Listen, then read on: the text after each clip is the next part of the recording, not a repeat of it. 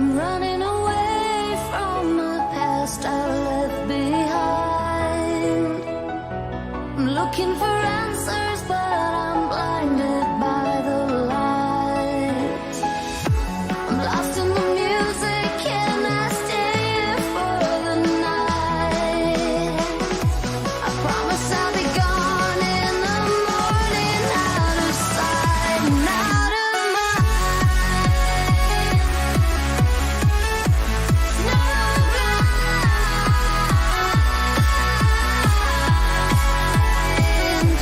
out of sight and out of mind. No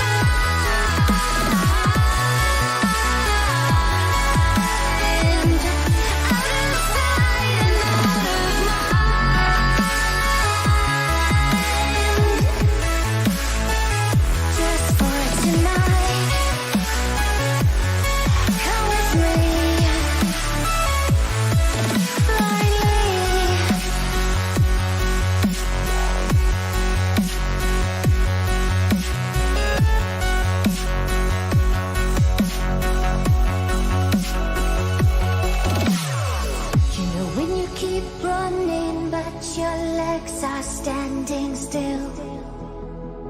It's like you're stuck in a nightmare, but you keep doing it for the thrill. Well, this is reality, you only live it once, so wake up from your dream. But just for tonight, let the lines get blurred, let your thoughts be free, let your thoughts be free.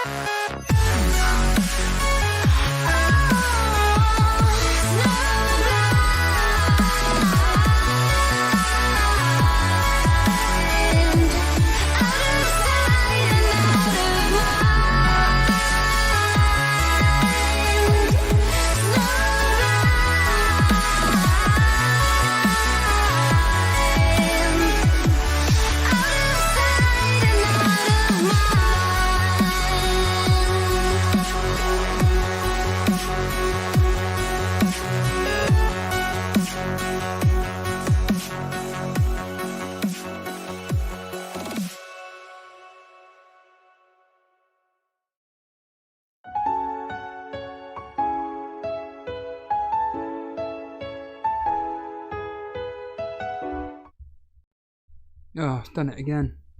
Good evening, everybody, and welcome to the latest Elite FPL stream of myself, Stevo, and Ray, where we will be going through today's Premier League matches, but more importantly, we'll be talking to you about your FPL dilemmas and your team. So tonight is the Sunday surgery. You know what that's all about. It is about you and your teams, and whether or not you want to come live onto Discord and talk to myself and Ray live on air about your team dilemma. But, like I said yesterday, it's going to be a bit different than normal. I was about to say, Jason, then, me and Ray won't be asking you any questions. When you come into the waiting room and we bring you live on air throughout the show, you'll be asking us the questions. If you have a question for me and Ray, and you've put your team in the team screenshots, myself and Ray will happily answer what you've got to say. As you can see, Jason isn't here again due to personal reasons. It's nothing bad. I'm just about here. I'll probably have to leave in about 5 minutes due to my illness, but whatever. And yeah, other than that, if you are around, make sure you are enjoying the stream by hitting the like button. If you are brand new around here, make sure you hit the subscribe button. If you want to share it with your friends, by all means, there's a share button. I'm going to quickly just go through the chat, Ray, and then we're going to bring live Ray on the screen. And it is as follows. Ray Koreshi's here. Animations, PK7, Matthew Costal. Someone called Genders, Michael Svedin, Scotty D, Natasha's here, FPL Bailey, Firetog, Dazid, Gabriel Derop, Odin, and many, many more are here joining us right now. I have put a poll up in the chat. It's quite simple, Ray, really. It says this: we've all had a good week in FPL, but how many points have you got? If you've got 60 to 70, 70 to 80, 80 to 90, 90 plus, you're a freak. Ray, 2 seconds ago, welcome by the way, 2 seconds ago, I've just looked on the scores and everything, and sorry, I thought Bournemouth beat Newcastle 2-1. What's happened? Where's the goal from Sinistero, whoever scored it, gone? What's happened? Oh, the goal from Mutara was disallowed for an apparent handball, and it was not clear, to be honest with you. It wasn't clear and obvious, but they disallowed it, and it was pretty controversial, actually. But when was this decision made? Because I had the game on, it got to 2-1 at 92nd minute. I'm like, right, the game's ended 2-1. Let's just turn it off pretty much. But I was at least 30 seconds into the celebrations and all that nonsense. When did this decision happen? Took about 3 minutes later, I believe by minute 95 to 96, that's when they confirmed that it would be disallowed. Really? Well, obviously. Yeah. That's extraordinary. It was actually, and to be honest with you, when it was right behind Utara, it did look like he headed it onto his arm from that angle, but that's not really the angle they looked at. They looked at the angle from a goalkeeper's point of view, and it kind of came on the higher sleeve area.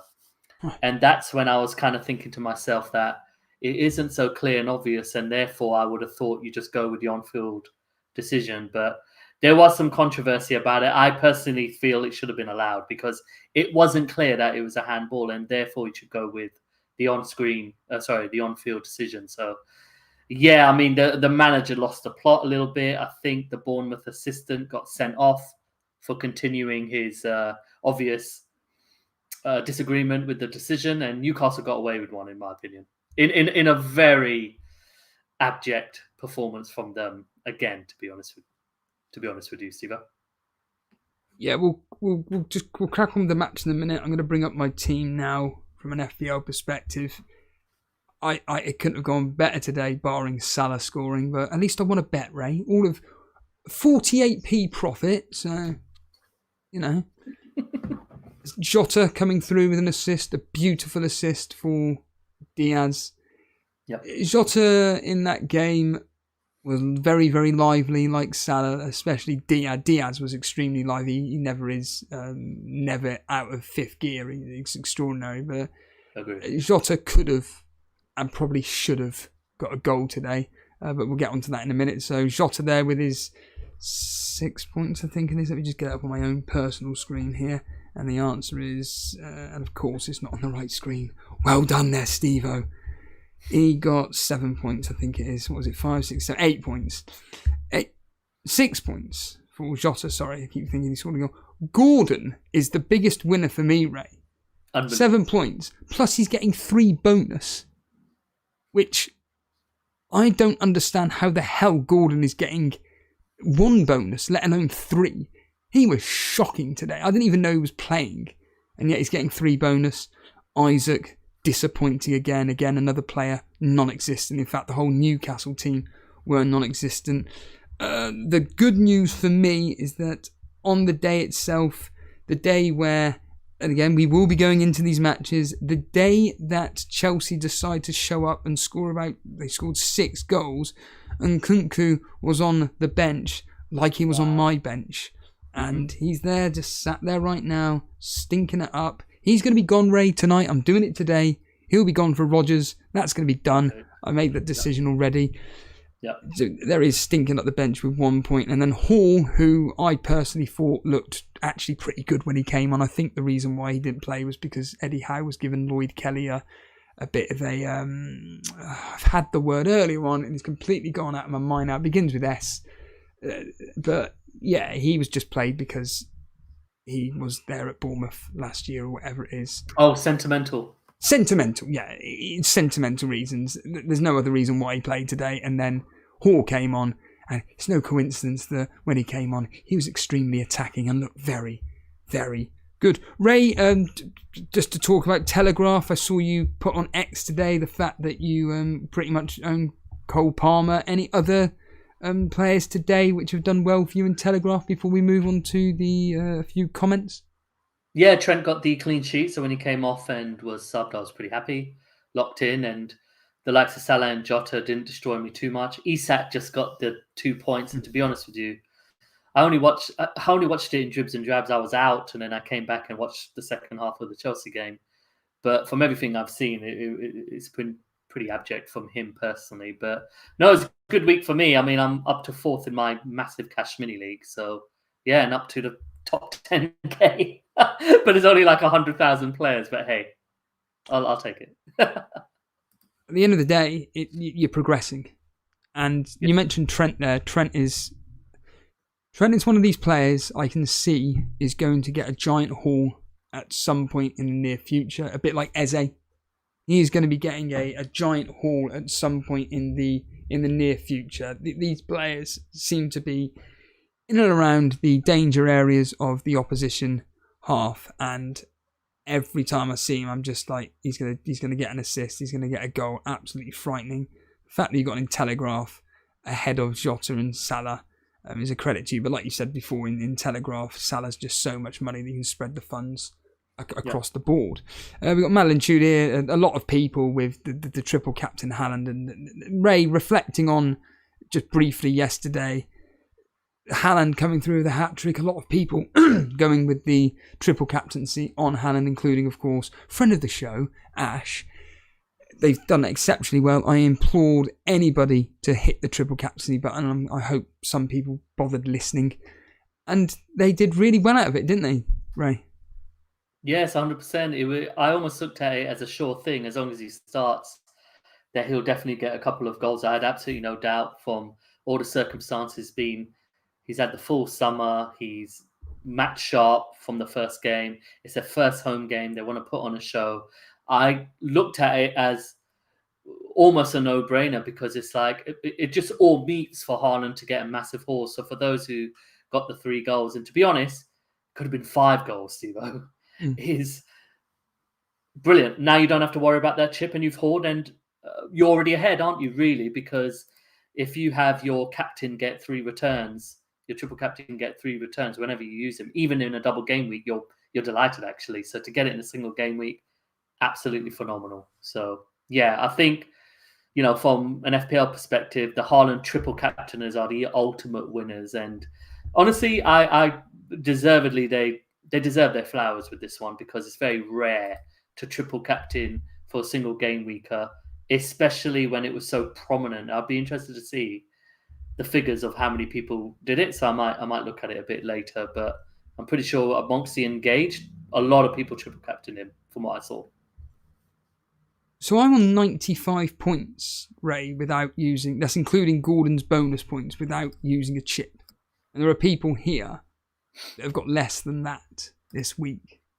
And I'm not sitting here pretending that I'm some kind of genius for not using the triple captaincy and still coming away with kind of similar points. And a lot of people watched FPL Black Box last night or watched it on the replay like I did. And with Mark Southerns not having Haaland, actually, he's pretty much broken even, really. Salah coming through with a goal, clean sheet, 2 bonus points today.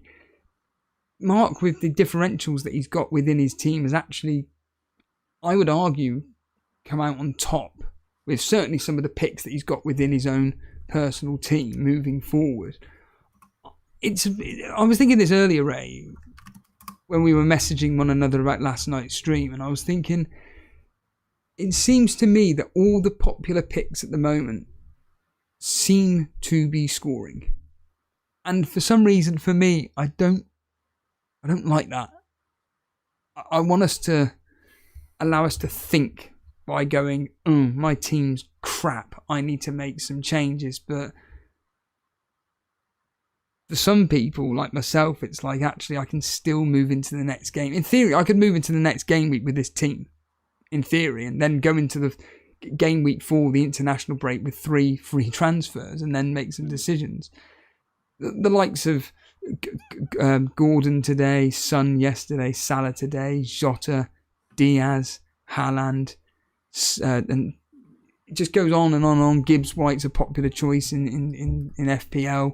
You've got Poro coming through with a clean sheet. Trent Alexander-Arnold today with a clean sheet. Is this making the game for you, Ray, whether it's Telegraph or this game, easier or harder? I mean, all the good assets are performing, to be honest with you, Steve. I mean, I look at your team and only 3 people blanked. And, you have a triple captain, but you still, you haven't really lost any ground. A bit like what you said, you did break even because some of your other assets have definitely performed. I still think FPL this season is an excellent game because there's so many great assets and you still have to make decisions in regards to, you just went Haaland, you didn't go for Salah. So what you've done, you've compensated brilliantly with the likes of Jota and Son, rather than someone going for Haaland and, let's say, a Rodgers per se, if you wanted to start him. I do think we are going to start to see a parting of ways amongst the engaged players about what direction they want to go, because eventually people are going to look at Arsenal. You're doing brilliantly and you don't have an Arsenal asset, and Arsenal are performing. The top assets are all performing. So I think I always look at it and feel like, start a season, get points on the board, just be there, if that makes sense. Be in touch, be in a position where you're moving with the times. And last season, my final season, my worst rank is I was out of the top 2 million for about 15 game weeks. It just wasn't happening. And then I started chasing. You want to put yourself in a position where you can move nicely, and that's exactly what you can do. So, yes, Steve, I mean, I think you've had a fabulous week, and you have an excellent team, if that makes sense. Like, every asset is honestly viable going forward. And I look at your team almost and be like, apart from the change of saying Nkunku to Rodgers, which I 100% agree with, is you're doing that and you're like, yeah, I mean, I've still got 13 players I'm happy to play. So, yeah, I think you've done very well with your lineup. PK7 saying, one thing I will say about FPL this season is the price points seem to be brilliant this year, which is very, very true. They seem to have, within reason, nailed it. There's the odd player here or there that's probably underpriced or overpriced, but, we're nitpicking. A. Dawson, despite captaining Palmer, think about that, Ray. Captaining Palmer, he comes through with 80 points. He got a hat-trick of assists, a goal, and 2 bonus points today. I can't imagine that feeling of captain the player and then still be like, wait a minute, Steve-O got more than me. Yeah. It's fucking mental. It's mad, but that's what, when you don't captain one of the proven premium assets and they go haul, even if you've done so well with the rest of your team, is, you're still in a position where you haven't really made anything, despite the fact that you may have Haaland, but you haven't captained him. I mean, how many points did you get captaining? I'm sorry, is it 32? Yeah, it was. Or 38? Sorry. 34 total. 34 total, exactly. So if you didn't captain him, you're losing out 17. And obviously those who triple captain, Jesus Christ, 51 is absolutely phenomenal. So, yeah, but think of it a different way, that you have got an asset that's not popular within the engaged with Palmer, so that every time he returns, I can imagine that you're making some good points. Even in my game, like, me having him absolutely made me smash the rank. So, it's you put yourself in a good spot with all the teams I've seen so far, and that includes you. And if I could quickly go on, so I've got your team up because I said to you, please give me your code, so at least I can have a look at it with you.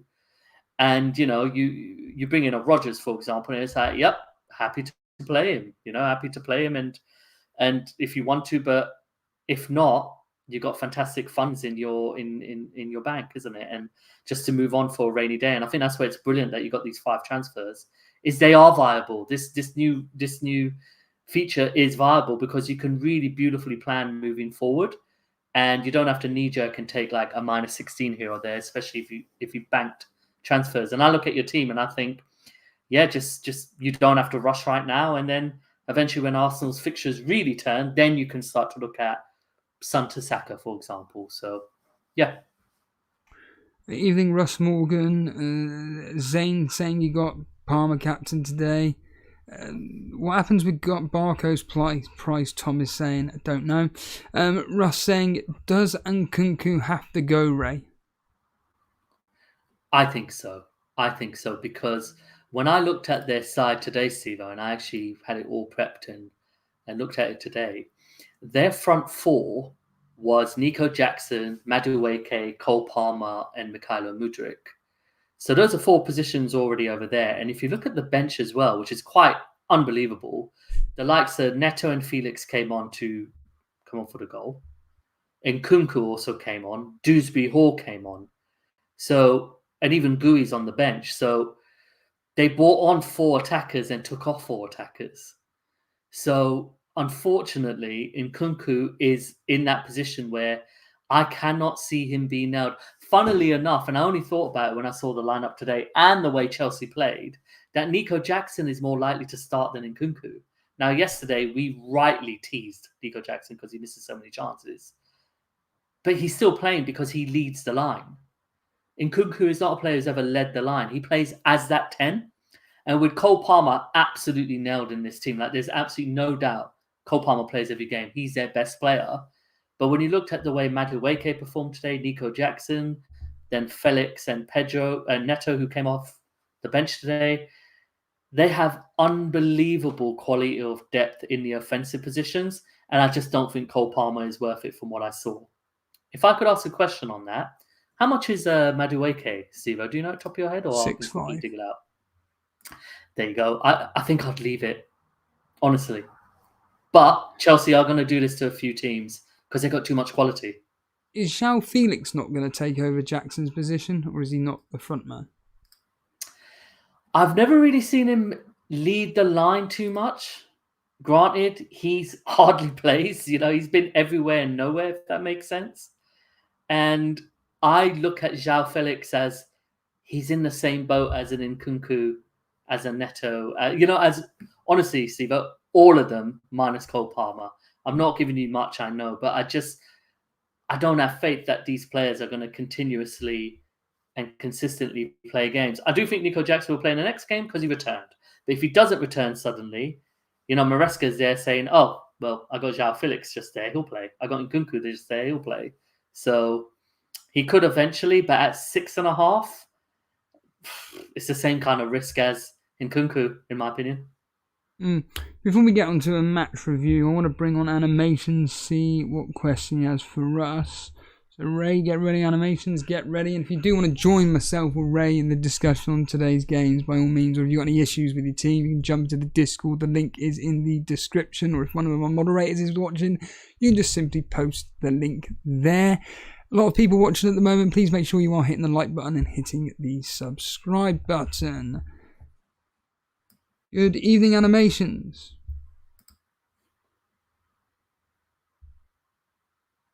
Animations, are you there? Yes, I am. What's going on, gents? Has he muted himself? You've had a good week. Yeah, it's been okay from the perspective of Steve, I can't the triple hear him. captaincy on Haaland, but Ray, if you just press the unmute button, you should be able to hear him. Say that again, Animation. Sorry, Ray couldn't hear you. oh no. So I just said, basically my week was just saved from the triple captaincy on Haaland. So yeah, Your team's identical to mine. yeah, barring a few different players, yeah. So you got Henderson in goal, Hall, Vardy, Robinson, same as me. Gordon, same as me. Eze, differential. Salah, differential. Smith Rowe, same. Isak, Haaland, Nunes, all the same as me. 92. -4 though. What was the -4? So I did earlier in the week to avoid the price drop. I did Kwanzaa to Konza because Villa's fixtures are good.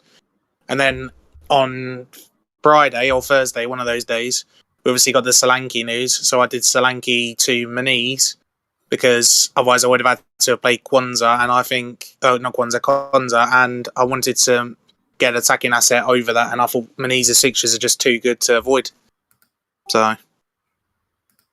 Unfortunately, though, Maniz was absolute pants yesterday. Well, he did all right, but let's get real here. He could have at least got us 1 goal yesterday. He's already nearing the chopping block for me.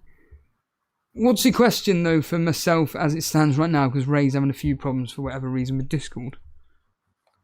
Sivo, you might need to unmute me. Yeah, so the only questions I did have was during, obviously, the Chelsea game, there was obviously the big talking point of is Parma an asset or is Chelsea assets a big thing?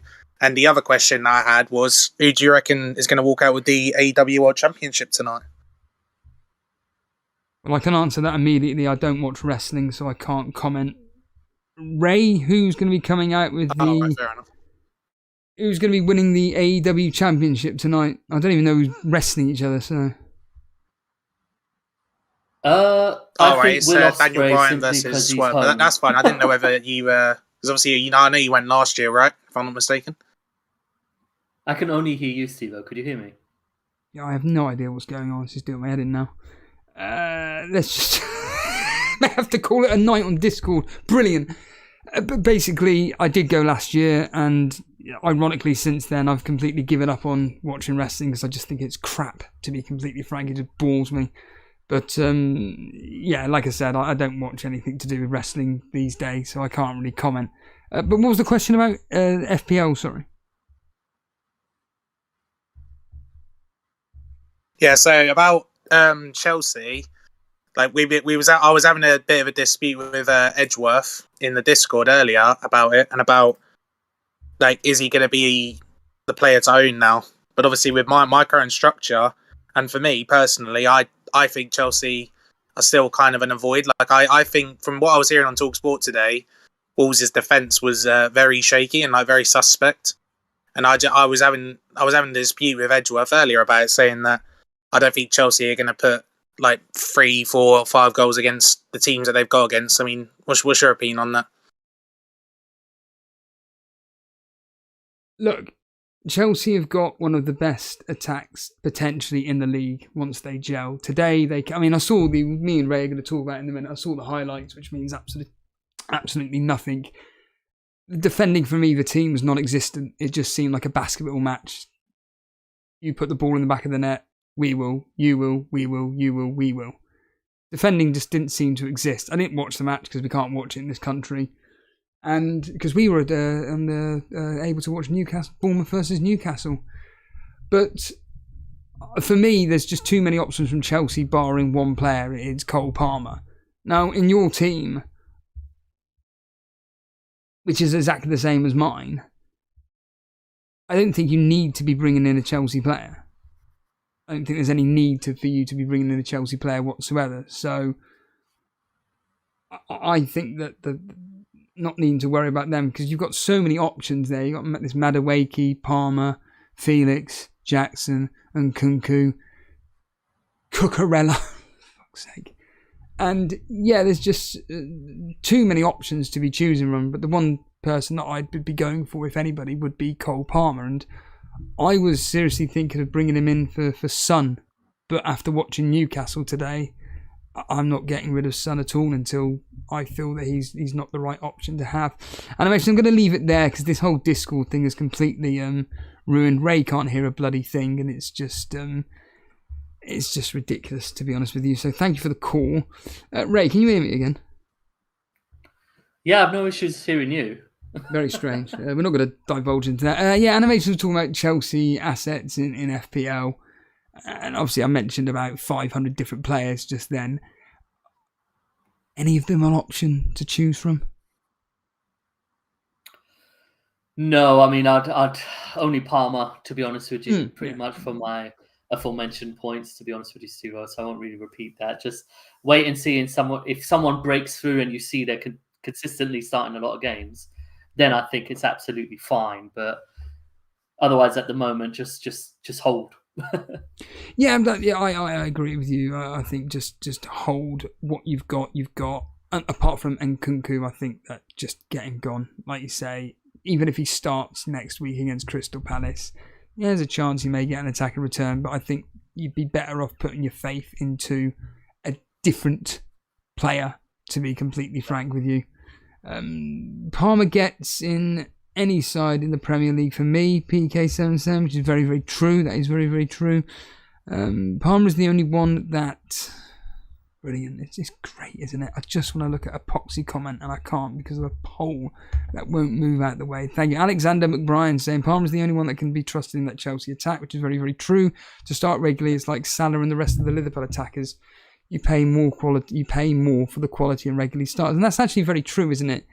The reason why we pay these premium prices is because they're guaranteed to start and they're pretty much within reason guaranteed an attack and return every single game, right? Yeah, 100%. Odin is saying, I'm going to be benching Nkunku this week. I'm going to roll and take the fall in price on the chin before wildcarding in game week 4. Odin, just bring in a player. Seriously, if you're going to be wildcarding in game week 4, you may as well just bring in a punt. Unless your team is that good. Bring in a punt and just go for it in game week 3.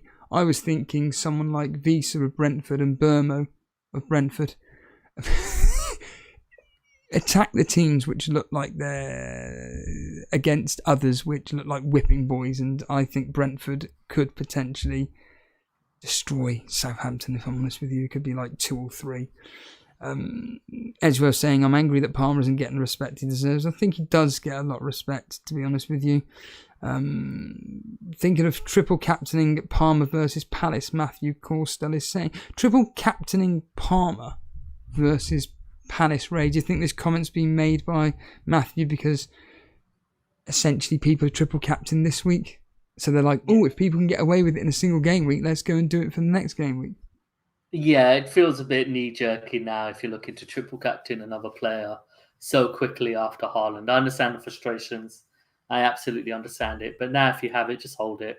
I mean, you can always wait for Liverpool when they're at home to Ipswich, for example, or Man City if they're home to Southampton, which is happening it's happening in game week 9 if you got Haaland. So just hold on now. I definitely feel this was a fantastic opportunity. So I always advocate people go for it. But now, if you have it, just hold it. Just hold it, absolutely. I don't think Chelsea at home to Crystal Palace. I'd be shocked if Chelsea absolutely batter Crystal Palace, in my opinion. And also, look, I know Palmer got a goal, 3 assists. He was brilliant, everything like that. But there's so many incredible attacking assets that Palmer might not get the returns, despite the fact that he's playing the whole game. While with Haaland, Man City play to feed him. That's just how they play. They're not as aesthetically pleasing as they were before Haaland, but they're a lot more devastating now. Just quickly looking at Jason's team. So he has had a disappointing week compared to others, 69 points. I don't know if that's including bonus points. I don't think it is because Trent isn't getting any and Jota is definitely not getting any. So he had Henderson in goal, Vardy, Trent, well, the players playing today basically. Trent Alexander-Arnold was 6, Hall with, I mean, the irony, Ray. He had Lewis Hall coming off the bench with 1 point. Who was his first sub? Johnson of Ipswich. Johnson. With 3. You couldn't make it up, could you? As Gibbs White is big scorer this week. In fact, other than Haaland, he was the only double-digit returner for... I say only. I only had 1 double-digit returner. Gibbs White for Jason, and 11 points. Diego Jota. The big questions for Jason are looking at the likes of Fernandes in his team and potentially Havertz. But I think Havertz... In fact, let's just ask you as an Arsenal fan. Havertz, with their upcoming fixtures with Brighton, good fixture. But then Tottenham and Man City, is he just a hold for Jason?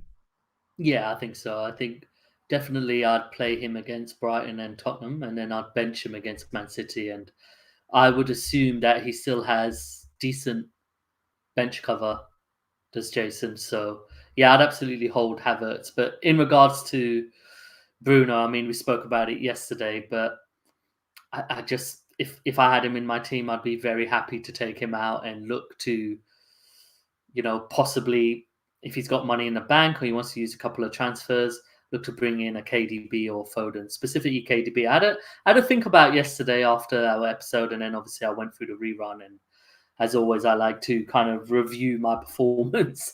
And I agreed with you that at the time I said I'd probably get in Foden if you gave me a choice of the two, but it doesn't make sense because KDB is actually starting these games and performing. So, I wouldn't mind thinking, okay, I'm going to take out Bruno.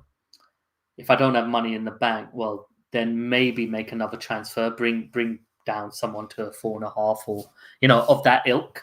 Or if he's got Nkunku, you could easily do a Bruno and Nkunku to a Rodgers and De Bruyne and still actually come out with some profit from that change. I just look at how Man City are how KDB is specifically playing. In my opinion, the best central midfielder we've ever had in the Premier League. I've been very vocal about that for over 12 months now. He looks hungry, he looks fit, he looks sharp, doesn't he?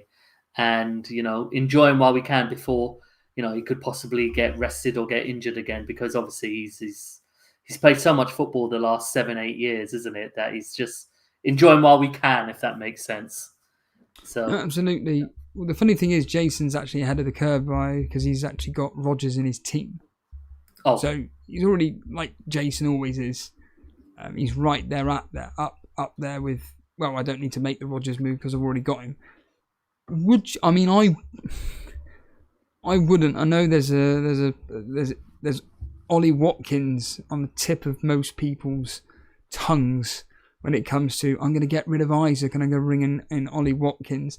I'm still not persuaded to be bringing in Ollie Watkins yet. I still don't think he's match sharp. Ray bringing in Ollie Watkins to double up on Aston Villa for Jace, or even me as a triple up. No, it has only been 2 game weeks, and I know, even though I said what I said about Bruno hilariously, is that Isak is still the main man. He's just not been performing that well. Newcastle have not been performing well, to be honest with you, Steve-O. So I'd be very happy to keep Isak for another. See how he performs against Spurs, and if he's poor, he's not actually performing and stuff, then I'd be pretty happy to do the Watkins to the Isak to Watkins move. I don't think you need to panic just yet. And hilariously, I'm in the same predicament. I've got Isak, I don't have Watkins, and I could just make a switch, a quick switch to him. But I'm like, nope, just calm down, Ray. Isak is still a top player. He is match fit, while Watkins is not, as we spoke about yesterday. So, me personally, I'm giving him one more game. If he's shite, then I'm happy to take him out and bring in Watkins by game week 4. Again, a lot of people watching, make sure you're hitting the like button. If you're brand new around here, make sure you hit the subscribe button if you enjoy the work myself, Ray and Jason are doing for you guys. The entertainment we're providing. Colm saying here, where are you getting this information, Colm, from? The supposed double game week will be in game week 33. Man City will be away to Everton, Arsenal away to Ipswich, and Liverpool away to Leicester. It will depend on other fixtures and also the relevant. Oh, you mean if the double game week happens, it'll be game week 33. Right, okay. It's a final, isn't it? Some teams will actually blank. Right, I see. Okay, fair enough. Yeah. Geo Trivia Test saying, I think Rodgers is fine ahead of Watkins. Yeah, and I think that Rodgers is looking more deadlier, shall we say, than Watkins at the moment. Martin King, I have Gibbs White. Is it worth doubling up versus Wolves? Doubling up with who? Wood? Alanga? Well, I have something to say. So, in Ketia, the deal's broken down, unfortunately. Yeah. So, Wood at the moment with a 1U at least. It's just a 2-way battle at the moment. So, if I just put that in. There is a poll in the chat, everybody. We've all had a good game week, but how many points have you got? 60-70 is 18%, 70-80, 30%, 80-90, 28%, and 90 plus, you're a freak, is 24%. We've had 207 votes. And yeah, quite a lot of people participating in that. A lot of people getting 90 plus points. Again, a lot of them using the triple captaincy chip. Let's crack on with the fixtures, Ray, that happened today. Which I'm assuming you watched exactly the same matches as me. Yeah, I got the Wolves-Chelsea game, so I watched that second half instead of the Bournemouth-Newcastle one. Right. Lucky you. So, Okay, well, yeah. we'll kick off with the result which I didn't even know existed until 5 seconds before we came on air. Bournemouth won, Newcastle won. That game, Ray, was absolutely terrible. Newcastle look like they're still at the beach. I don't quite understand what on earth is going on with Newcastle. They didn't show up in the first 20 odd minutes against Southampton, which was at home. They then stole a 1-0 victory, got a 1-0 victory. Today, I'll be honest with you, Ray, they stole a draw because they did not deserve anything out of the game. They were absolutely a shambles of a team. I was very concerned, thinking to myself, they got Tottenham next, and Tottenham could do a demolition job on Newcastle. I was assuming this game may be a bit of an end-to-end. I thought that Newcastle... In fact, their own manager, the Bournemouth manager, said, I think this could be an end-to-end game. Didn't turn out like that at all. Certainly in the second half, towards the last 15 minutes, Newcastle woke up. Yep. Certain substitutes that came on seemed to have, a bit like with Trossard, seemed to have changed the game a bit. Anthony Gordon gets a very, very lucky return. Again, I reiterate, I don't know how the hell he's going to get 3 bonus points, but he's going to be getting 3 bonus points. He did absolutely nothing in the game from what I saw. Isak was non-existent. He made a few mazy runs, but he just, again, didn't exist to me. From what you saw of the game, Ray, bored out your mind? 100%. The first half I was kind of watching when I was travelling down to Wimbledon to pick up a few things, and I was just like, oh my God, thank God I'm not sitting on my sofa watching this crap. Well, I wouldn't have. I would have watched the Chelsea game. But here are some stats for you in the first half, let alone just the first half itself. So Newcastle had 54% possession. They had 3 total shots. And Did they had expected goals of 0.14. And they were just passing side to side, back to front, nothing progressive whatsoever. It was absolutely shambolic. I completely agree with you. And an interesting thing that I noticed, and I kind of just looked at the stats as well, is that Gordon's average position was behind Isak. So they didn't really have anyone bombing from the left like Lewis Hall would. Because Lloyd Kelly, I agree with you, for sentimental reasons, started this game. There's no doubt about it. Is that they didn't actually have any natural width coming from the left. And Murphy is a good egg. He works hard, but he isn't a guy who's consistently going to unlock, is he? So times I saw in the first half, Newcastle were just passing around and being pretty uninspiring. Go ahead. When did he come off for Barnes? What minute was that? Did he get 60? I shall check. I don't think he got 60 minutes. I'm thinking 57, 58 minutes. 58 minutes, yeah. Yeah. So people like Suj of Planet FPL said that they had Joe Murphy playing in his team today, and he didn't even get 2 points. He got 1. And Newcastle's upcoming fixtures, Tottenham at home, without going around in circles, I'm expecting it to be end-to-end. Yeah, me too. Probably in Tottenham's favour. And they got Wolves away, who, well, we saw what happened today. But to be honest, my judgment on Newcastle is going to be based on next week, Sunday at 1:30.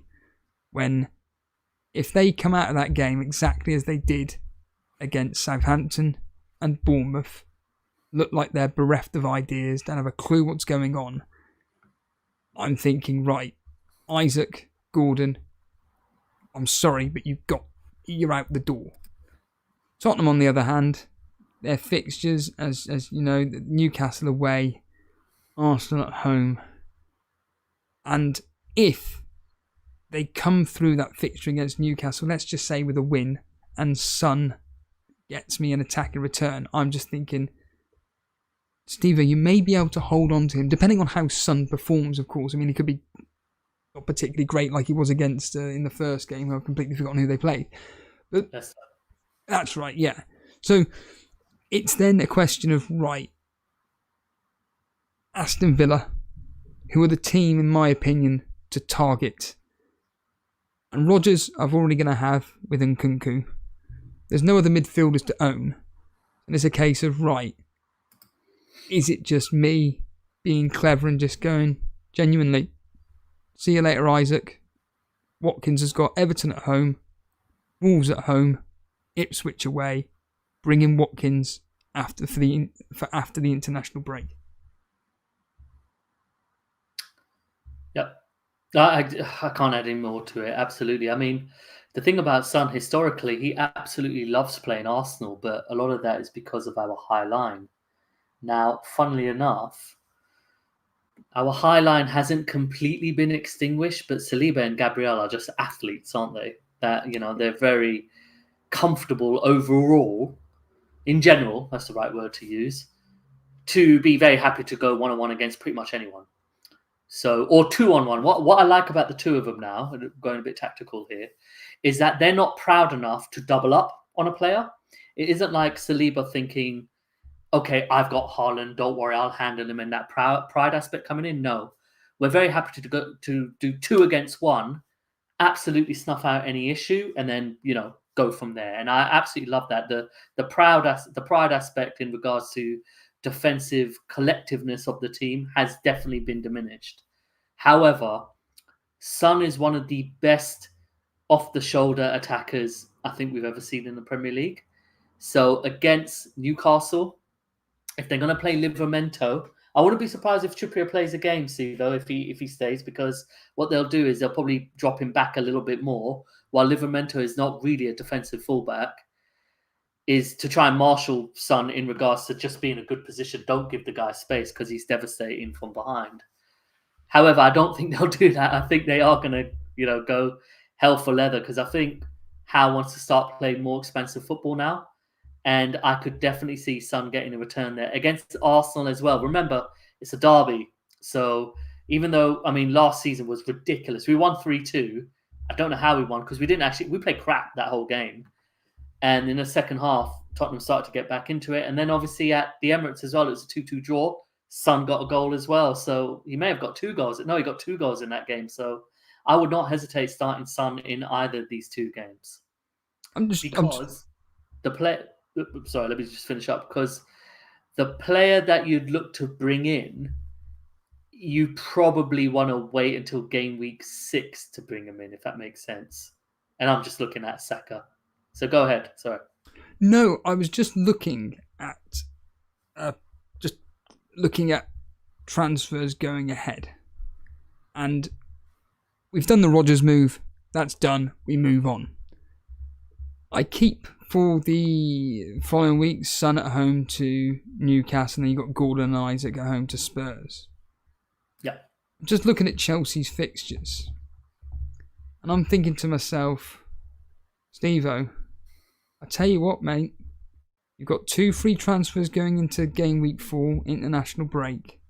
And what you can do, thinking logically, is despite what you've just said, Ray, you can then do Palmer in for Son, Watkins in for Isak, and that means then I'll have Palmer for Bournemouth, West Ham, admittedly both away, Brighton, Nottingham Forest. Watkins will have Everton, Wolves, Ipswich, whereas Son, as we just mentioned, has Newcastle, Arsenal, but then Brentford, Man United, Brighton. For me, this is going to be a really tough decision regarding how I want to, because I think personally Palmer is going to have the equivalent of last season, if I'm honest. I don't think he's going to regress. If anything, he's going to improve like Saka does every year, improves on his numbers. I expect exactly the same for Palmer. So there are certainly ways in which I can get Palmer in my team, and I think potentially that could be the plan, but I think I'm comfortable going into next game week. Done the one transfer with Rodgers in for Nkunku, and we move on. And next week is just going to be, right, let's just see how Newcastle perform against Tottenham and vice versa. And then we move on. There's an interesting question here for you, Ray, regarding Could I go with your predicament first of all? Because that's why I wanted your code, so that on my side I can look at exactly what you're looking at. And I made those changes as well using a planner. And I'll be honest with you, you could bring Palmer in next week and let go. Yeah, but it would have to be for Sun, though. Okay. Against, as we've just discussed, a crap Newcastle. Agree. Now, sure. Now, if you were to do the transfers that you're saying, which I actually really love in regards to the fixtures, you still got your Spurs cover in Porro, isn't it? Is that you're not absolutely missing out when they have the good fixtures. So let's say you were to, in game week 4, we're jumping ahead now, is if you bench Porro against Arsenal, let's just say you play Hall, if he's back in, which I expect him to be, then after that, they got Brentford, they got United away, they'll create opportunities, then they got Brighton away, they'll create opportunities as well. You've got Palmer, who's got an unbelievable run. But like you said, he's fixture-proof in my opinion, because I'm not thinking to take him out of my Telegraph team at all. He could stay the whole season there. And then you got Watkins. By that time, I expect match sharpness. He's coming in with incredible fixtures, home to Everton, home to Wolves. Villa are probably a better away team than home team, and then away to Ipswich and home to Man United. So funnily enough, Steve-O, I love those fixtures. And guess what? You're doubling up with Aston Villa attack, and you got Martinez in goal as well. Because if there's one thing I'll tell you about yesterday, and even against West Ham, Aston Villa really impressed me defensively, Steve. Their tactical nous was very similar to ours. So that goal, that was it a penalty? It was a penalty that they conceded, and which shouldn't have been. Yeah. So I was bitter that they didn't get a clean sheet there yesterday. Arsenal deserved. Well, I say deserved that if it ended 0-0. I don't think anybody would have had any complaints about it. If it went 1-0 Aston Villa, no one would have complained. If it went, well, we know what happened. It was a smash and grab job from you lot. And at the end of the day, you're one of the best teams in the league. You go and win 2-0. I don't think you deserve to win 2-0, but whatever it happened. And that shot from Partey, which, let's get real here, Martinez should have done better with, resulted in me, rather than getting 3 points, I get 1. You said you watched the Wolves 2, Chelsea 6. As I said to Animations, from what it seemed like I know you said you watched the second half. I saw the highlights. All I kept hearing on the Bournemouth Newcastle game was, well, Wolves are back in it. Oh, Chelsea have replied. Oh, Wolves have got another goal. Chelsea have replied, and now Chelsea are ahead. I thought on the highlights, it was just literally just seems like end to end. No one cared about defending whatsoever. You watch the second half. What on earth happened, Ray? Oh, the quality of Chelsea offensively was pretty... It was devastating in regards to it's just top players, and Morris will answer your question in a sec. It was pretty devastating from the fact that the movement off the ball once Palmer received it was just absolutely devastating. None of his assists were like line-breaking passes, that makes Steve. It wasn't like needle through a haystack. It was just great movement from Madueke and Mudryk and then Neto and, all these players I was basically gospeling about earlier. But Chelsea at the back are so bad. Sanchez is such an average goalkeeper, despite the fact that they've got 12 goalies now, that I could see this being Chelsea, is that they'll score.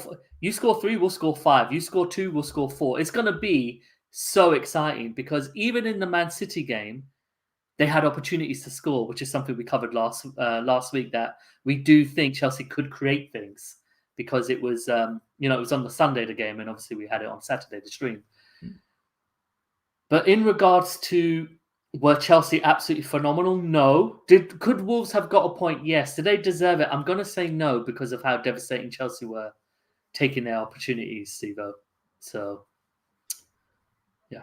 So just quickly go through the goal scorers here. We've got Madueke with, this is for Chelsea specifically, Madueke with the hat-trick, Nicholas Jackson, Palmer, Felix, and then a hat-trick of assists for Palmer, Nicholas Jackson and Neto. All familiar faces coming through here.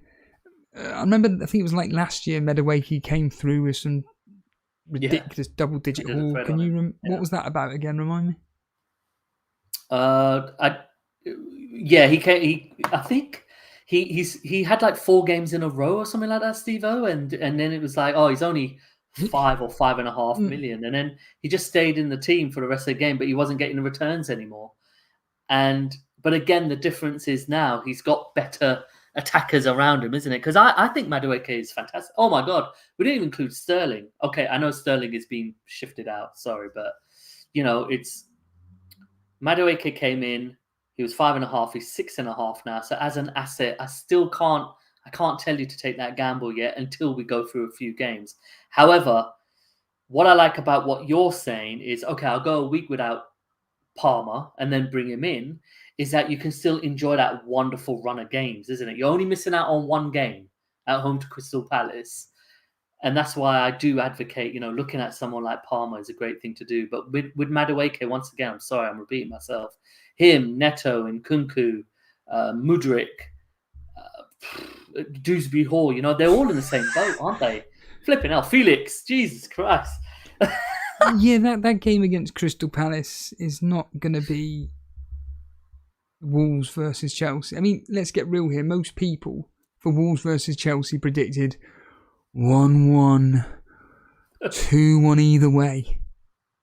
There's no one that predicted any more than 4 goals total in the match.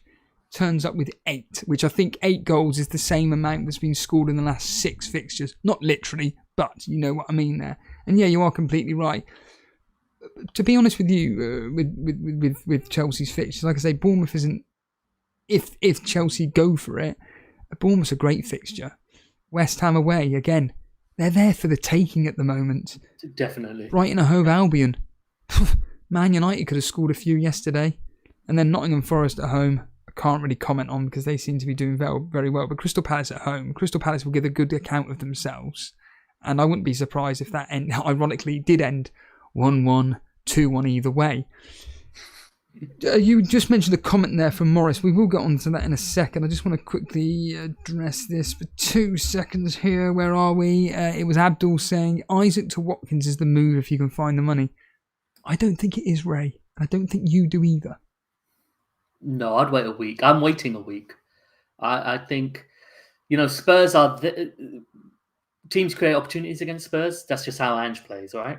So, in my opinion, give him one more game. And if he's a pile of crap, which, in my opinion, he kind of has been if we kind of generalize the last 2 games, in relation to his unbelievable ability, is then I actually advocate moving him out for Watkins. But guess what? I can see him getting a brace against Spurs, and then suddenly we're happy to keep him, isn't it? This game moves so quickly.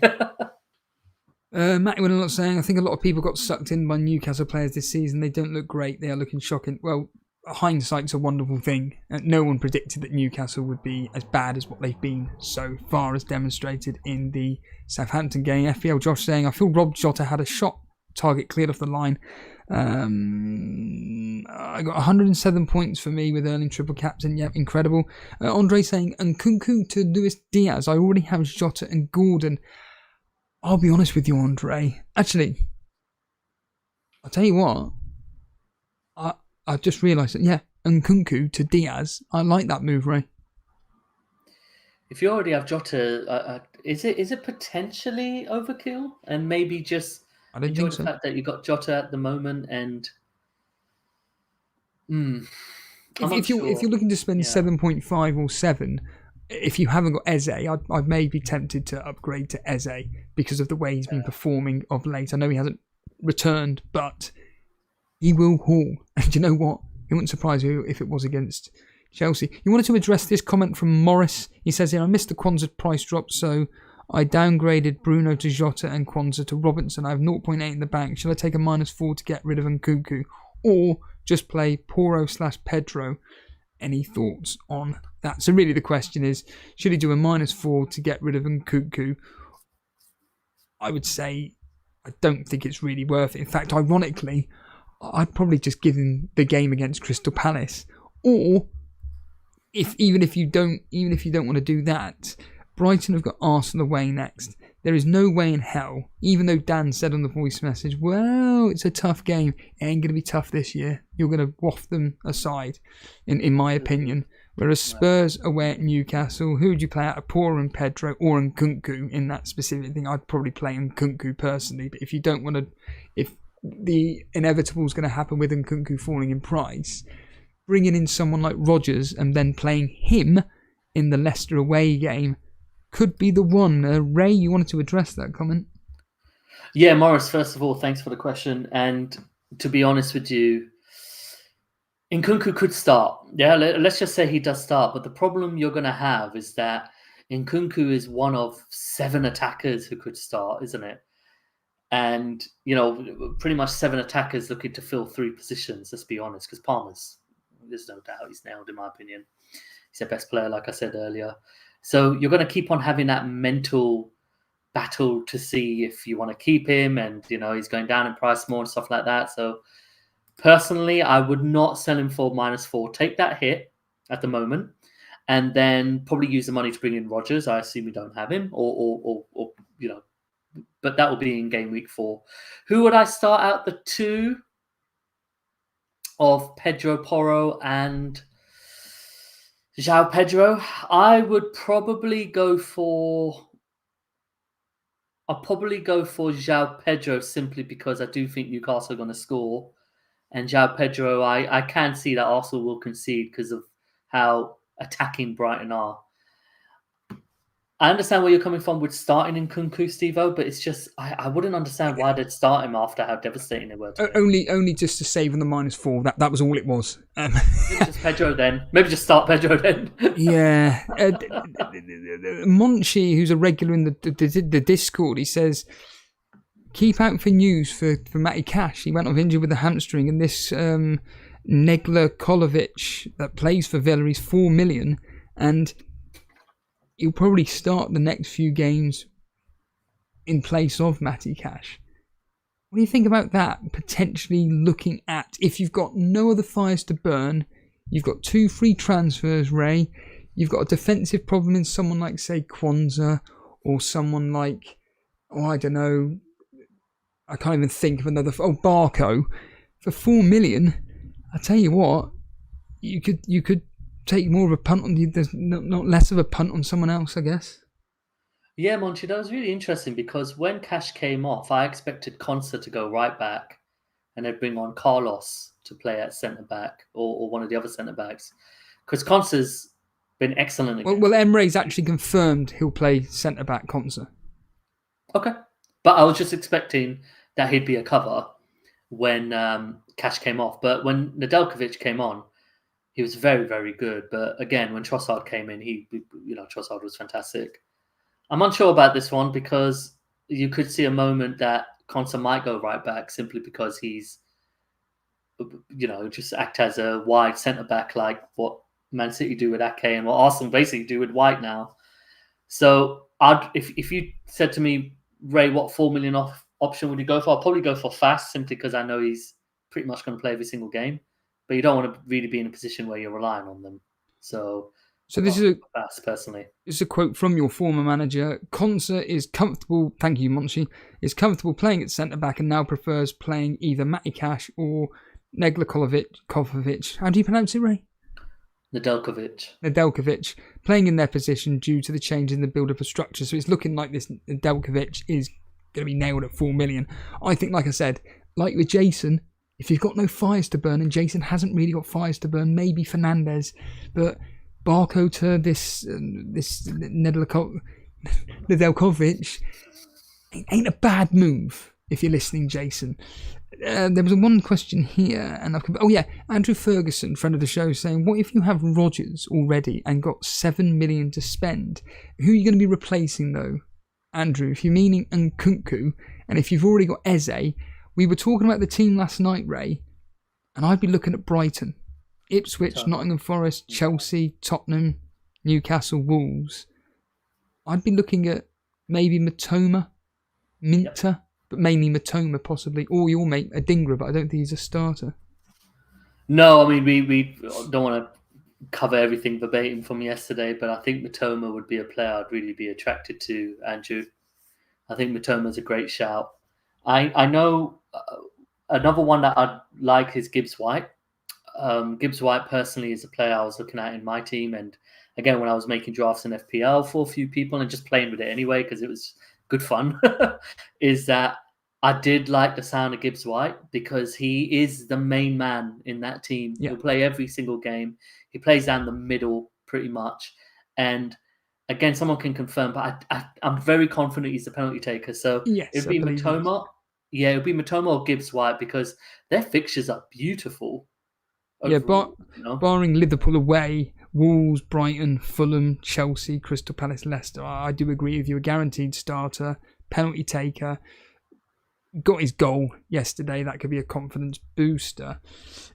Just a quick one here from someone called Hamu saying, when does the price changes happen? Essentially, it's in the UK at about 1 o'clock, 2 o'clock in the morning. It depends where you are in the world, to be honest with you. Again, a lot of people watching at the moment. Make sure you are hitting the like button. And if you are brand new around here, make sure you're hitting the subscribe button. We move finally on to the Liverpool 2, Brentford 0.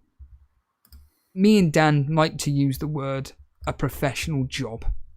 And for me, that game was Liverpool doing a professional job.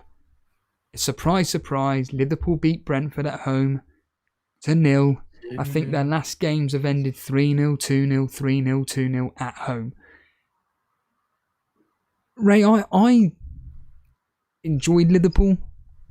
I think they deserved to score more goals. Brentford were very good defensively. You could see that they set up with a plan here to try and hit Liverpool on the counter, but I just don't think they had enough to do any damage to Liverpool whatsoever. If they had Tony, maybe, but they don't.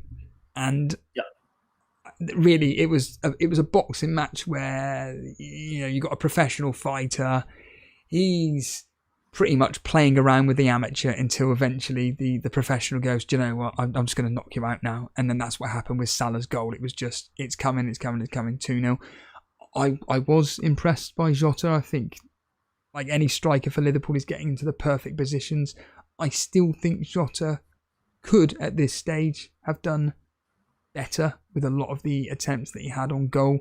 And there was an incredible effort, an overhead kick, which could have resulted in an assist for an Andy Robertson header, but it was saved. I mean, I don't know how many saves Flecken actually got. It was absolutely ludicrous in that particular fixture. But Diaz and Jota came off at what we all expect, the 65th, 70th minute. This is what we're going to get from this. Salah's going to stay on the pitch the whole time. We know all this. We know the so-called risks. If you've got Jota, you're going to be happy with him. I'm very, very happy with him, Ray. I don't agree that he can cover Salah because Salah is a world-class player and will always be there in the right position to put the ball in the back of the net like he was today. The player, like I said at the start of the show, that I'm most scared of not owning, and I wish I could get him in, but I can't at the moment, is Trent Alexander-Arnold. He's the one that looks absolutely frightening. So yeah, Ray, what did you think of Liverpool today? And do you think Man United fans should be worried when it comes to next week's Sunday?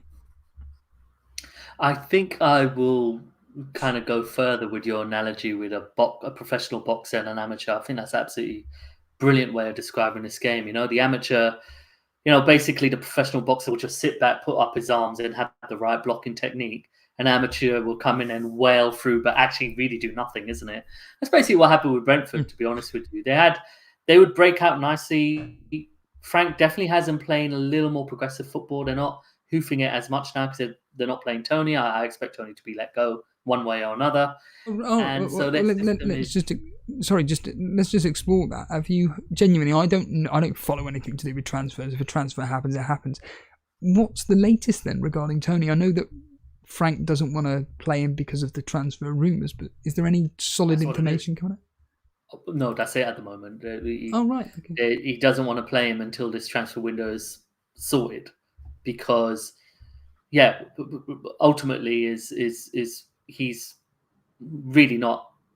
He hasn't been right, obviously, since he's come back, isn't it? And obviously, he's very vocal as well. I just think he's a pretty lousy individual that he's so openly saying that I'd like to leave. I think that's pretty shitty of him, to be honest with you. So I think Frank is waiting to see if he's going to go or not. So basically the system he really played was Potter was it was a 4-4-2, but it was a bit more 4-4-3-1-2 with split strikers. Vista and Mbeumo were definitely holding the width. Potter will try and get involved when he can. But yeah, I mean, on your analogy, it was very much kind of like, the amateur's here and he knows he's nowhere near this quality, but he's going to see if he can do anything, find a hole, try and get an uppercut, try and get a jab, try and hit the body. Just unable to. Liverpool really did keep it very well. A couple maybe dangerous set pieces here and there because Brentford are full of giants, aren't they? But you're quite right. Professional is really the right way of describing how Liverpool performed. You know what really impressed me? It just looked a lot like Klopp, but the difference is there was definitely more control in regards to controlling the tempo of the opposition. Brentford, apart from an opportunity here or there and a big heading chance they may have had, Liverpool were really playing in third gear, Sivo. And when you have such incredible, exciting attackers, you said something beginning of the stream about, Diaz playing at level 5 all the time, gear 5 all the time. He's so brilliantly just entertaining that the worry from a footballing aspect is he looks like he's going to start getting returns now, which last season he was struggling for obvious reasons. Obviously, he had personal issues when his father was kidnapped. I mean, Jesus Christ. But, when I look at Liverpool now, I just think, Slot they're playing some good football. Everyone's got kind of their role within the team. As expected, I thought Konate would play after what happened. And you were talking about Trent. Bloody hell, Stevo. Trent was pretty much, he was acting as a winger in regards to this game. But guess who else was? Robertson was acting as a winger. So, yeah, Trent was taking those central areas. But I tell you what, Stevo, Robertson at 1 million cheaper. If you ask me, Ray, who would you get? I'd get Robertson because I can use that 1 million elsewhere. Because remember, he takes the corners from the right side because Slot likes in swingers, and he's bombing up and down. It was like vintage Robertson again. So if you're asking me what defensive asset would you go for, Ray, if you already had Jota or Salah and you could afford it, I'd say Robertson at 6 million. Just got live news as it stands right now regarding bonus points. So I found it quite tragic, to be completely frank, Ray. Here we go, a potential Steve-O rant. It's not a Steve-O rant, but I just find it quite tragic that a lot of talk before the season started was about certain players will get more bonus points than they did last year, so you may want to consider thinking about buying that player because they're going to get a bonus point. All right then, who the fuck's going to buy Harvey Barnes? Because guess who got a bonus point today, Ray? Harvey fucking Barnes. Can you explain to me, Ray, how Harvey Barnes has got a bonus point today? Got an assist. That's it. Did nothing else. I don't quite understand that. He got one more point in the bonus point system over Semenyo, who played the full match. To be honest, looked pretty good. So Semenyo, the bonus points were Gordon on 38 points, Tavernier 32, and then Bone on 21, Semenyo on 20. I don't quite understand how on earth that has happened. As expected in the Chelsea game, we have got Madueke on 3, Palmer on 2, Nicholas Jackson on 1, and then in the Liverpool game, it was, as we said, Diaz on 3, Salah on 2, Konate on 1, and Virgil van Dijk on 1 as well. Trent Alexander-Arnold somehow missing on bonus points, I'm assuming because he didn't finish the full game. I don't have a clue. Ray, I can only just say this with everybody listening, and apologies regarding Discord. I don't know what happened there. I'll speak to Jason about it, to be honest with you, because I kind of wanted to get some callers on and talk about with Ray regarding various things. The double pivot, who is FPL veteran, saying, are we on here every day? No, we do, in fact, may as well tell you the schedule. Me and Jason, we do every single Wednesday at 8 PM preview, but we will be having a guest on every single Wednesday. So Nick from FPL Juice will be joining myself and Jason this Wednesday, and then the following week, to be honest, I just book them on the fly. So on the following week, I've got someone in mind. If they can't make it, I've then got another person in mind. If not, it'll be Ray again. Every Saturday, it's going to be me and Ray, unless Ray can't do it. And if he can't, I've got somebody in mind. If they can't do it, then I'll be honest with you, I don't know what the hell I'm going to be doing. Probably a solo stream, which would be absolutely terrible. And then on Sundays, it is the Sunday surgery stream where normally me and Jason are always doing it. We get callers on to discuss their teams. They ask us a question. Unfortunately, tonight, due to tech issues, we couldn't actually do that. So me and Ray have just had a conversation about all that. This is my team up on screen for next week. We've got Martinez in goal. We then have Vardio, Porro, Johnson. I am going to be playing Johnson over Robinson in the Ipswich game. Jota, Gordon, Son. It's got Nkunku there, but it will be Rodgers. Muniz. I'm picking Muniz over Smith Rowe for that particular fixture, Ray. It's a toss of a coin, to be honest with you, but I just think that for whatever reason, I think that Muniz is going to have a better game than Smith Rowe. It's based on absolutely nothing. We then have Haaland and then Isak I've got as captain as it stands right now. Captaincy next week, Ray. So the enticing fixtures. We've already got people saying a person saying they're going to triple captain Palmer. We'll see it when I'll see it. I'll believe it when I see it. So stick it in the Discord if you do it. The highest scoring game I see being next week right now is Newcastle versus Spurs. I think that you've got Arsenal at home to Brighton, the likes of Havertz, Saka, Odegaard, I would say Martinelli, but Trossard. But certainly Saka as that premium player or Havertz against Brighton could be a good shout. Aston Villa, I don't think you'd be backing any of them to captain against Leicester. Obviously with Man City away West Ham, there's going to be a lot of people captaining Haaland. To be honest, I'll probably end up captaining Haaland anyway because, like I said, Newcastle took absolutely pants. Chelsea at home to Crystal Palace, you've got Palmer, like we just mentioned. Newcastle, Spurs, well, Son, Isak, Gordon, but again, I'd be avoiding that game for captaincy. So like I said, I'm probably going to end up being on Haaland. And then Man United against Liverpool. Tough game to call, that one, Ray. I do expect Liverpool to win. I do, because it's Liverpool and they do enjoy playing Man United. But next week's captaincy is going to be very difficult.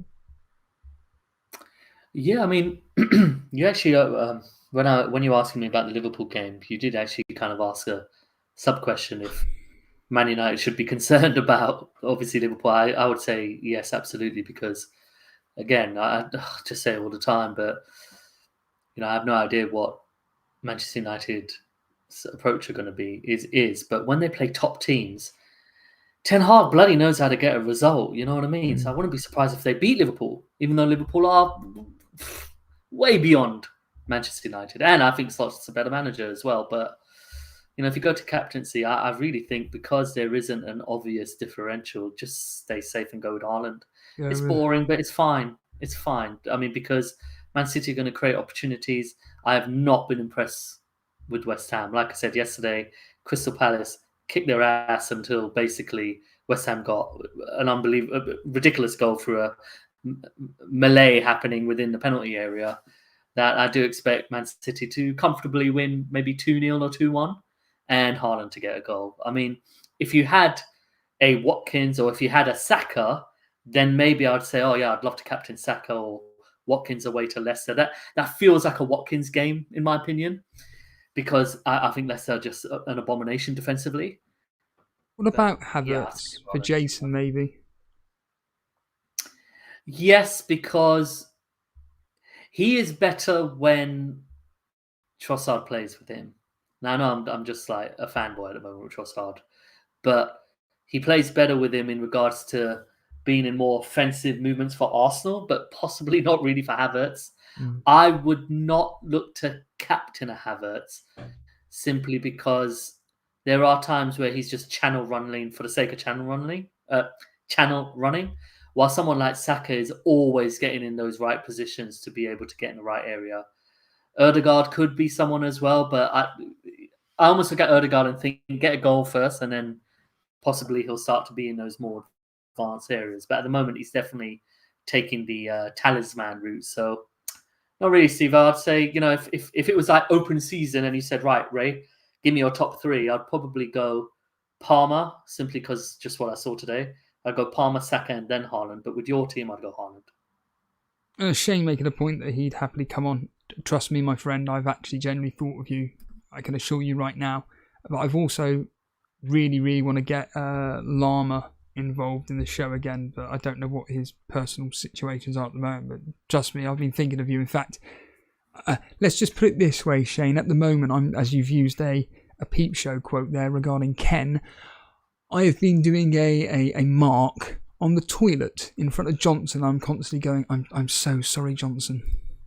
Any Peep Show fans, you should understand that reference. We did run a poll tonight, 325 votes. I'm going to end it right there. The winner was, most people got 70 to 80 points this particular game week race. So a big score this particular game week. And answer your question about the history, well, the good news is that for Man United fans, Man United do like playing Liverpool at home. In the last 5 fixtures, Man United haven't lost. They won 2-1, 4-3 in the FA Cup, in which Liverpool somehow blew it. And then they drew 2-2 the last time they played each other. In fact, shall we ask you a question, Ray? Shall we see if you get it right and beat Ash by 1? Or draw with Ash with 1 point? Can we do that, Ray? Give you an impromptu question from that particular game? Go on. Okay, who equalised for Man United in that particular fixture after Luis Diaz scored the first goal? Who equalised for Man United to make it 1-1? Was that last season? It was last season. It was in April. Or was it the FA Cup? No, this is the Premier League. The Premier League, okay. Who equalised for them? Was it Rashford? You had 2 options to pick the most popular player from Man United. You went with the worst one. It was Fernandes. Ah. Unfortunately, you couldn't match. You have failed like Ash with a lot of the questions there. You literally gave me 1, but okay. I can give you more if you want, but we've got to get out of here. Ray, it's been an absolute pleasure again going through the fixtures today and obviously covering FPL in general. Matt Smith saying, should I sell Isak? No, just keep him for 1 more game is what I will say. Just take it on the chin if he does go down in price, but I think he will be going down in price, unfortunately. But yeah, Ray, any final thoughts before we get out of here? No, thanks as always. You put up the bat signal and I answered it, luckily. So yeah, thanks as always, everyone. Please like and subscribe, of course. Being part of the Elite FPL team is just wonderful, and looking to just carry on this momentum going forward. So there's a lot of exciting stuff. Looking to do 3 streams a week, and Steve-O hopefully won't be on his own. And just keep liking and commenting. And Steve-O, thanks again for having me on, my man. No, thank you very much. And like I said, thanks everybody for watching in live. Anybody that's watching on the replay, make sure you are commenting below. Anybody that is watching live, why not leave a comment for myself and Ray what you think of the show? It's much appreciated. The feedback, like as Ray just said, make sure you're liking, subscribing and whatnot. It will be back on X next week when Jason is here. So all the technology side of things is in Jason's hands, and he's the one that's set up with the X profile. So we'll be going back to live on X next week. Hopefully there'll be no hiccups next week, Sunday for Sunday Surgery. Myself and Jason will be back on Wednesday for the preview. Other than that, if you want to sign up to Patreon for free, admittedly, there's 3 days before the payments are starting to take out, but I think I'm probably going to pause it again. So basically, anybody that's a Patreon is getting free content for almost 4 or 5 weeks, basically. So if you want to support the show, by going onto Patreon, you can just sign up as a free member, and then once I reinstate it all in the international break, or basically as we're approaching game week 4 that week, I'll be unpausing the memberships, and then you can choose whether or not you want to support the show financially, either paying $4.99 a month where you can participate in a trophy league and win a trophy, surprise, and you get additional podcasts as well, which involves you guys, just comments, questions, essentially just feedback to the show, and I will just talk into a microphone like I'm doing now and answer your questions. Or if you just want to buy myself and Jason some brownies from Lidl, you can pay the $1.99 if you want. Other than that, thanks for joining us, and myself and Ray will catch you next week, Saturday. See you later. Cheers, Ray. Cheers.